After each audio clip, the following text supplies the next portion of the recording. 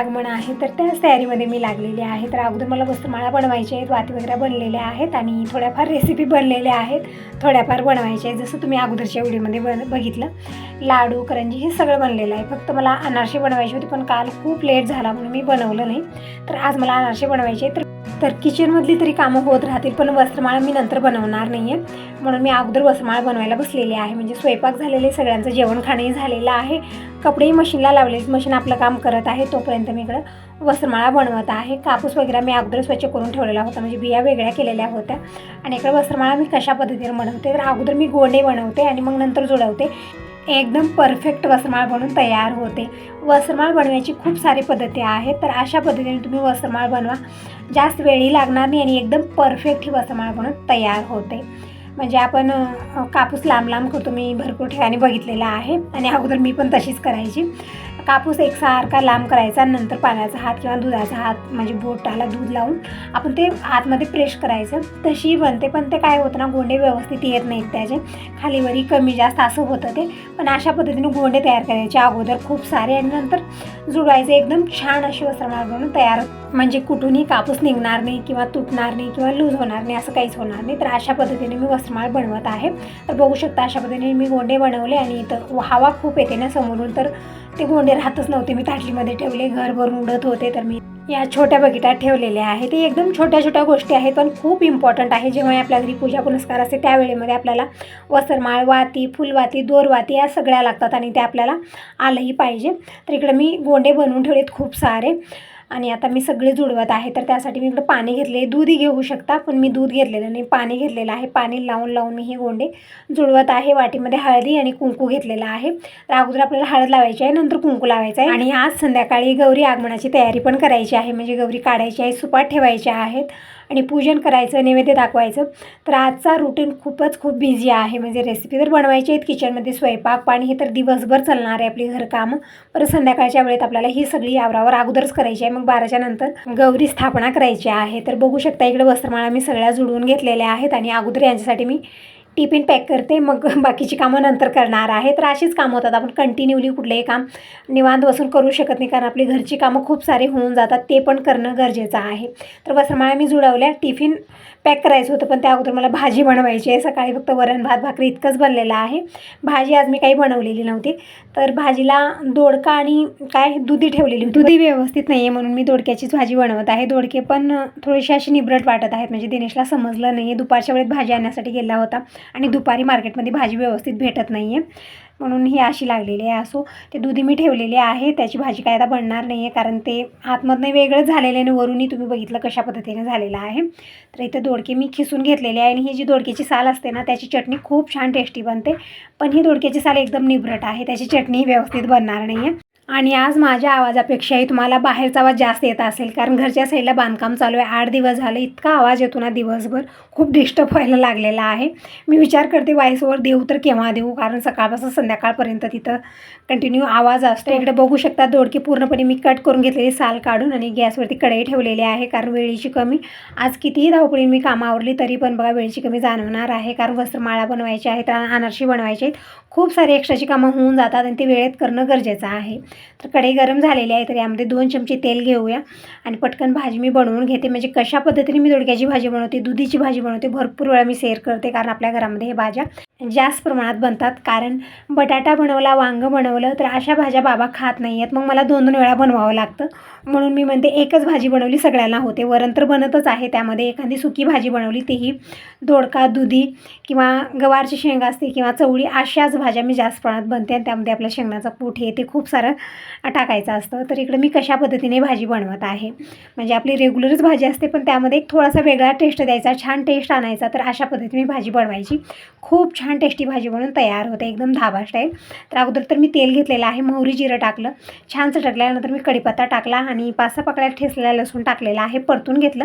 नंतर या दोडक्याच्या फोडी टाकायच्या आणि थोडा वेळ आपल्याला फोडणीमध्ये परतून घ्यायचा. आणखीन मी कुठलेही मसाले यामध्ये टाकलेले नाही आहेत. दोडक्याच्या फोडी छान व्यवस्थित नरम झाल्या की आपल्याला मसाले टाकायचे आहेत. तर अशा पद्धतीने ही भाजी बनवून बघा, खूप छान टेस्टी बनवून तयार होते. तर जे बुडाला थोडंसं तेल राहिलेलं होतं त्यामध्येच मी अर्धा चमचा हळदी पावडर, 1 चमचा धना पावडर आणि 1 ते 1.5 चमचा लाल मिरची पावडर टाकलेली आहे. व्यवस्थित परतून घ्यायचं आहे, मसाले व्यवस्थित परतले की भाजी व्यवस्थितच बनते. जी ही टेस्ट असतो ना तो मसाला तयार करण्यामध्येच आहे. मसाला व्यवस्थित झाला की कशी भाजी बनवा ती टेस्टीच बनते. तर मसाले व्यवस्थित मी कमी गॅसवरती परतून घेतलेले आहेत. आता टाकलेला आहे अर्धी वाटी शेंगदाण्याचा कूट, कारण अशा भाज्यामध्ये मी शेंगदाण्याचा कूट टाकत असते. त्यासाठी मी शेंगदाणे 8 दिवसाची भाजून वाटण करून ठेवते. जेव्हाही आपल्याला भाजी बनवायची आहे त्यावेळेत आपल्याला पटकन ते करता येतं, कारण त्याच वेळेत आपण शेंगदाणे भाजणं वाटण करणं भरपूर वेळ जातो त्यामध्ये. आणि तसं तर आपल्याला आज खूप सारी कामं आहेत. तर इकडे मी शेंगदाणे टाकले, परतून घेतलं थोडा वेळ. नंतर मी एक टोमॅटो बारीक कट करून टाकलेला आहे. आता टाकूया चवीपुरतं मीठ आणि व्यवस्थित परतून घेऊया. आणि थोडासा सुहाना मसाला पण मी इकडं टाकलेला आहे. आणि थोडंसं पाणी टाकून ही भाजी मी शिजत ठेवणार आहे, म्हणजे थोडीशी रस्सा भाजी बनत आहे. तोपर्यंत मी टिफिन पॅक करते. त्यामध्ये थोडासा वेळ जास्त लागतो, कारण घरामध्ये जेवायला वाढायला तितका वेळ लागत नाही, पण बाहेर टिफिन पॅक करणं सगळं आवरून देणं त्यामध्ये थोडासा वेळ लागतो. कारण माझ्याकडे टिफिन कसं आहे, स्टीलचं आहे आणि त्यामध्ये 3 डबे आहेत. मग ते मला भाजी, ताक, वरण हे सगळं, भात वगैरे 4 डब्यामध्ये कसं पॅक करायचं, थोडासा वेळ मला जास्त लागतो. तर भाजीमध्ये मी ग्लासभर पाणी टाकलेलं आहे. छान मिक्स केलं आणि कमी गॅसवरती झाकून ठेवूया. जोपर्यंत भाजी बनेल तोपर्यंत मी टिफिन पॅक करते. आणि इकडे जे मसाले डबे वगैरे मी ठेवलेले होते ते पण मी सगळे आवरून ठेवलेले. जेव्हाच्या तेव्हा किचन आवरत राहिलो ना तर जास्त पसारा होत नाही, तर किचनमध्ये खूप पसारा एक तर जमा होतो. तर अगोदर मी ताक करून घेते, म्हणजे एक एक कामं अशीच निघत जातात. मी सकाळी ताक पण केलेलं नव्हतं आज. आणि बघू शकता दही पण थोडंच आहे. तर यामधलं मी थोडं दही घेतलेलं आहे वाटीभर, आणि वाटीभर दही मी ठेवलेलं आहे, कारण आपण कुठली रेसिपी वगैरे बनवलं त्यामध्ये टाकण्यासाठी लागणार आहे. तर दह्यामध्ये मी पाणी टाकलं आणि रवीनं हलवून घेऊया, कारण याची साय मी अगोदरच काढलेली असते. तर दह्यामध्ये साय वगैरे नसते, फक्त पाणी टाकते आणि रवीनं हलवून घेते. तर ताक बनून तयार झालेला आहे. आता पटकन टिफिन पॅक करूया. तोपर्यंत भाजी बनून तयार होईल. आणि दूध मी आणखीन एक वेळा गरम करून ठेवलेलं आहे, म्हणजे 4-5 दिवस आम्ही दूध बंदच केलेलं होतं, कारण मॉर्निंगला खूपच धावपळ होत होती तिनेशी. म्हणून मी विचार केला की दूधच बंद करायचं, कारण सकाळी 8 वाजता तो जातो कॉलेजला. मग त्या वेळेमध्ये रनिंगला जातो, रनिंगहून आल्यानंतर आंघोळ जेवणं खाणं, मग 8 वाजत आहे त्यामध्ये. आणि दूध आणण्यासाठी वेळच भेटे ना. एक दिवस तसंच झालेलं होतं, दूध तिथंच राहून गेलं. ते कोणीच आणलेलं नाही. यांना गॅरेजमध्ये काम, आणि गॅरेजमध्ये कामाला मुलगा नाही, त्यामुळे घरी येता येत नाही, असं होत आहे. म्हणून मी दूध बंद केलेलं होतं. आता परत म्हणजे दूध नाही ते जमतच नाही, आणि कुठेही इथे व्यवस्थित दूध भेटत नाही. हे दुसऱ्या गावाहून दूध येतं, यांच्या मित्राच्या घराहून येतं, पण आणण्याचं खूप हे होत आहे. सकाळी खूप धावपळ होते दिनेशला. एकेका वेळेस असं होत आहे ना की न जेवण करता जातं त्या दुधामुळे. म्हणूनच मी ते दूध बंद केलेलं होतं. पण दूध न आणता कुठलं जमत नाही आहे, कारण एक सवय झालेली आहे. दुधापासून खूप साऱ्या रेसिपी बनतात, दही, ताक हे पण बनतं, चहा पण बनतं. ते दूध नाही ते जमतच नाही, असं झाले. परत आम्ही चालू केलेलं आहे. तर कालपासून दूध येत आहे. तर काल चहा बनला आहे ते झालं. आणि दही थोडंसंच मी भिजू लावलेलं होतं, तर बघितलं तुम्ही इतकंसंच दही आहे आज. तर असं थोडंसं ताक बनवलं, यांच्यासाठी मी पॅक केलेलं आहे. ॲल्युमिनियम पेपर लावलेलं, कारण बाईकवर जातात ना ते सांडा लवंडा होतच होतं, म्हणून मी अशा पद्धतीने पॅकिंग करते, म्हणजे कसं आधळापट झालं तरी ते सांडू नये. अशा पद्धतीने ॲल्युमिनियम पेपर लावलेला आहे ताकाला आणि वरणाला. आणि इकडं ॲल्युमिनियम पेपरमध्येच मी लोणचं पण टाकलेलं आहे. तर हे ॲल्युमिनियम पेपर खूपच कामाचं आहे, आणि ते असलंही पाहिजे, म्हणजे आपण चपाती, भाकर सगळं त्यामध्ये फोल्ड करून दिलं तरी व्यवस्थित राहतं. म्हणजे आपण न्यूजपेपर हे ते घेतो ते व्यवस्थित नाही आहे, तुम्ही म्हणते असता. आणि कवर वगैरे लावली टिफिनला ते पण व्यवस्थित नाही आहे, त्याचा कलर त्यामध्ये उतरला जातो, छान नसतं ते. तर हे पेपर मी सगळ्याला लावून इकडे पॅक केलेला आहे, लोणचं पण दिलेलं आहे. तोपर्यंत भाजी तयार झाली, बघू शकता एकदम छान अशी टेस्टी भाजी बनलेली आहे. तर भाजी मी एका वाटीत टाकलेली आहे, कारण त्या डब्यामध्ये म्हणजे आता 3 डबे आहेत, कुठं ठेवायचं. तर मी काय करते, एका मोठ्या वाटीमध्ये भाजी पॅक केलेली आहे, त्याला ॲल्युमिनियम पेपर लावलं आणि भातात ठेवलेलं आहे ती वाटी तशीच, म्हणजे सांडालवडा होणार नाही. तर मी टिफिन तर पॅक केलेला आहे. आता पुढची कामं आवरूया, म्हणजे वस्त्रमाळ मला बनवायची आहे, खूप काही तयारी मला करायची आहे. तर पिशवीमध्ये मी टिफिन ठेवलेला आहे आणि बाहेर नेऊन ठेवलं, म्हणजे आल्यानंतर घेऊन जातील पटकन. आणि आता आपली पुढची कामं आवरून घेऊया. तर वस्त्रमाळाला मला हळदी कुंकू लावायचं आहे. मी जुळवलं सगळं, पण फक्त मला हळदी कुंकू लावायचं आहे, म्हणजे हे एक वस्त्रमाळाचं काम होईल, बाकीची कामं आपल्याला आवरता येतील. तर इकडं हळदी कुंकू मी वाटीत घेतलेलं आहे, आणि थोडंसं पाणी टाकून हे मिक्स करून मगच मी लावणार आहे, कारण आपण कोरडं लावलं तर व्यवस्थित बसणारही नाही, ती व्यवस्थित दिसणारही नाही आहे. म्हणून मी अशा पद्धतीने हे मिक्स करून घेतलेलं आहे. तर अगोदर मी इकडं हळद लावून घेत आहे. तर आतमध्ये एक एक सोडून मग हळद लावायचं आहे, जे आहे सोडलेले त्याला नंतर आपल्याला कुंकू लावून घ्यायचं आहे. तर अशा पद्धतीने मी वस्त्रमाळ बनवते. आणि महादेवाची पूजा जर करायची असली तर वस्त्रमाळ हळदी कुंकू लावायचं नसतं, पण हे महालक्ष्मीसाठी वस्त्रमाळ बनत आहे. तर मी हळदी कुंकू अशा पद्धतीने मिक्स करून लावलेला आहे. तर अशाच पद्धतीने सगळ्या वस्त्रमाळाला हळदी कुंकू लावून घेऊ. आणि दोरवाती, फुलवाती सगळ्या मावशीनं एक्स्ट्रा बनवून ठेवलेल्या आहेत. तर मला आता वेगळ्या दोरवाती, फुलवाती बनवायची काही गरज नाही, कारण खूप साऱ्या मावशीनं बनवून ठेवलेल्या आहे. जेव्हा माझी तब्येत बिघडलेली होती ना, तेव्हा मावशी आलेल्या होत्या, 4-5 दिवस इकडंच होत्या.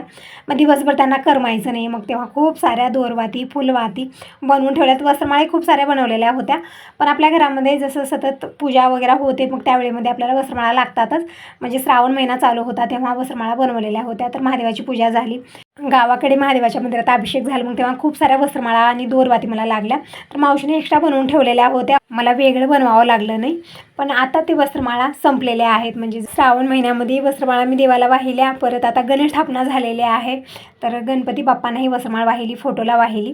तर आता मला महालक्ष्मीसाठी वस्त्रमाळ लागणार होते, तर मी आज बनवून घेतलेले आहेत. बघू शकता इकडे हळदी कुंकू लावलेले आहे आणि वस्त्रमाळा सगळ्याच इकडं तयार आहेत. तर या छोट्या बकेटामध्ये सगळ्या वस्त्रमाळा भरून ठेवलेल्या आहेत. आणि चला पटकन आता किचनमध्ये जाऊया आणि अनारशाची तयारी करूया. म्हणजे बाकीची तयारी सगळी झालेली आहे, म्हणजे पीठ वगैरे सगळं रेडी आहे, फक्त मला अनारसे तळायचे आहेत. आणि काल केलं तर झालंच असतं, पण खूप लेट झालेला होता रात्री, आणि दिवसभरी कामं करून थकवा पण खूप येत आहे, म्हणून मी काय ते बनवलेलं नव्हतं. तर बघू शकता इकडे वस्त्रमाळा तर बनलेले आहेत. नंतर मी फ्रेश झालेली आहे आणि साडी घातलेली, म्हणजे अगोदर मी गाऊन घातलेलं होतं, कारण आता संध्याकाळी आपल्याला महालक्ष्म्या काढायची आहेत, पूजा करायची आहे, नैवेद्य करायचा आहे, म्हणून मी अगोदरच रेडी झालेले आहे. आणि आता इकडे रवा लाडू जे मिश्रण बनवून ठेवलेलं होतं, काल काय याचे रवा लाडू बनवले नाहीत, मी दिनेशला दिलेलं होतं, पण त्याला जमलं नाही, कारण हे मिश्रण थोडंसं ना सैल झालेलं आहे, म्हणून लाडू बनवायला जमत नाही आहे. तर मी काय केली, तर आणखी थोडासा रवा भाजून घेते आणि यामध्ये मिक्स करत आहे, कारण थोडंसं सैल झालेलंच आहे. चाचणी मी थोडीशी जास्त प्रमाणात टाकले. या लाडूच्या मिश्रणाला टेस्ट खूप छान आलेला आहे, पण लाडू बनवले तर ते व्यवस्थित राहत नाही आहेत, असं होत आहे. म्हणून मी इकडं कढई ठेवलेली आहे आणि 1 ते 1.5 चमचा तूप घेतलं आणि या तुपामध्ये मी वाटीभर रवा भाजून घेत आहे. आणि हा रवा या मिश्रणामध्ये मिक्स करते, म्हणजे व्यवस्थित लाडू बनवून तयार होतील, आणि मगच मी अनारशाची तयारी करणार आहे. तर अशी छोटी छोटी कामं आपण एक करायला गेलो दुसरं निघतं, दुसरं करायला गेलो तिसरं निघतं, अशी दिवसभर कामं आपली चलत असतात. तिकडे रवा मी तुपामध्ये व्यवस्थित भाजून घेतलेला आहे आणि या लाडूच्या मिश्रणामध्ये मिक्स केलेला आहे. बघू शकता हे लाडू कसे झालेले आहेत, जे मी 2 बनवून ठेवलेले होते, म्हणजे असे चपटे झालेले तिथंच, कारण ते थोडंसं सैल झालेले मिश्रण त्यामुळे. तर इकडे रवा मी टाकला, छान मिक्स करून घेऊया आणि पटकन याचे लाडू वळून घेते. आणि थोड्याफार रेसिपी मी कालच बनवून ठेवलेल्या आहे, जसं खारा बुंदी आहे, बुंदीचा लाडू आहे, शंकरपाळी, करंजी, हे सगळं कालच बनवलेलं आहे, कारण एका दिवसामध्ये होणार नाही आहे, आपला लेट खूप होतो आणि ही सगळी घरची कामं असतात ना छोटी छोटी, त्यामध्ये वेळही भरपूर जातो. म्हणून जसा वेळ भेटत गेला तशी मी कामं आवरत आहे, कारण गौरी आगमन होण्या अगोदर जी तयारी असते ना ती खूप सारी असते आणि ती वेळेत करणं गरजेचंही आहे, कारण नंतर होणार नाही आहे सगळं. तर इकडं बघू शकता लाडू बनत आहेत, पण आता पण थोडंसं मिश्रण सैलच वाटत आहे. असो, जसे झाले तशी मी बनवून ठेवत आहे, कारण आता जास्त याला काही पन्नेकार मी करणार नाही, लेट मला खूप झालेलं आहे आणि खूप सारी कामं माझी आवरायची बाकी राहिली आहेत. जेव्हा मी रवा लाडू बनवते ना मेजरमेंट सहित बनवते, पण यावेळीमध्ये तितकं मेजरमेंटकडे लक्ष दिलं नाही, म्हणून थोडंसं असं झालेलं आहे. तर असो कधी कधी बिघडल्यानेच आपण त्यामधून शिकतो, म्हणजे असं म्हणतात ना आपण सगळं व्यवस्थितच करत गेलो ना तर आपल्याला काही शिकायला भेटत नाही, पण कुठंतरी आपण 1-2 चुका केल्या तर नंतर आपल्याला लक्षात राहतं की आपण तिथं चूक केलेली होती आणि नंतर आपण ती चूक कधीच करत नाही, परफेक्ट बनवतो ते. तर असं इकडं घाईगडबड थोडंसं झालं, पण लाडू मी इकडं कसे वळलेले आहेत, ताटात ठेवलेले आहेत, पण हडकल्यानंतर व्यवस्थित झाले होते लाडू, म्हणजे असे मी बनवून ठेवले, थोडेसे चपटे मपटे झाले तिथं, पण हे व्यवस्थित हडकलं मिश्रण, तेव्हा मी परत याचे आणखीन लाडू वळले तर व्यवस्थित बनलेले होते. तर असं आता मी इकडं बनवत आहे अनारसे. तर हे जे अनारशाचं पीठ आहे मी अगोदरच तयार केलेलं आहे, कशा पद्धतीनं केलं तुम्ही अगोदरच्या व्हिडिओमध्ये बघितलेलं असेल, नाही बघितलं आताही बघू शकता, म्हणजे पूर्ण प्रोसेसिंग तुम्हाला समजून जाईल. 1 गिलास मी तांदूळ भिजत ठेवले 2-3 दिवस, दररोजच्या दररोज पाणी आपल्याला चेंज करायचं असतं त्याचं. मग 4थ्या दिवशी मी ते तांदूळ स्वच्छ धुवले, हवेला टाकले आणि थोडंसं वलसर असेपर्यंतच आपल्याला दळून घ्यायचं आहे मिक्सरला एकदम बारीक, आणि जी मैद्याची चाळणी येते ना त्यानं व्यवस्थित चाळून घ्यायचं आहे. आणि यामध्ये मेजरमेंट गरजेची आहे, थोडंसं साखर कमी जास्त झाली की अनारसा विरघळून जातो, व्यवस्थित होत नाही आहे ते अनारसे, म्हणून मेजरमेंट गरजेचे आहे. तर तुम्हाला इथं मेजरमेंट सांगेन मी. तर तांदूळ दळून झाल्यानंतर ते पीठ मोजून घ्यायचं आहे आपल्याला. तर 1 गिलास तांदळाचं पीठ असलं तर त्यासाठी आपल्याला पाव गिलास पिठी साखर टाकायची आहे, व्यवस्थित मिक्स करायचं आहे.